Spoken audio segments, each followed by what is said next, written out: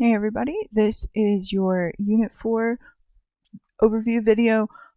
These overview videos kind of get shorter and shorter as we go through the semester just because I think everybody's pretty familiar, pretty familiar with the format, but I did want to kind of show you around. So Unit 4 research, this is our longest unit, so this is our last one, and you have a big research paper due at the end of the semester, essentially. So if you click on the module, you'll see we have like 4 weeks to do it. So this week, next week, blah, blah, blah.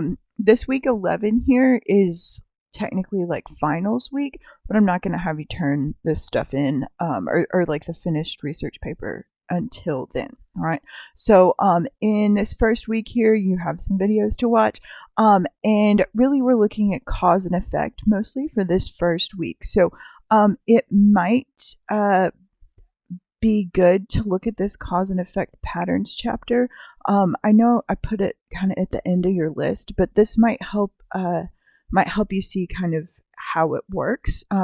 So asking why to figure out causes, and talking about effects, that kind of thing. So that's a really good reading. Maybe check that part out first. So you've got some cause and effect stuff to look at. And you also have some general stuff here about the research process, like just getting started with it, choosing your topic, that kind of thing. So do make sure you're watching those videos. They are from the Northeast State Library. They are good, solid videos. The production value is low, but they are well organized and helpful. You'll also have a discussion post due during week at the end of week 8 that's just what do you want to write about for your research paper, essentially. Make sure you read the instructions for the research essay and that you watch that video because that's going to be pretty important. I'm going to put all that in this first week. So just remember that if you want to reference it later. Then in week 9, we get more into talking about like searching and finding good sources and all of that kind of thing. That's the main push that week. And then the next week after that, you're going to submit a draft or an outline kind of thing, and have some more stuff to do. So the idea, and then this week 11, just stuff is due.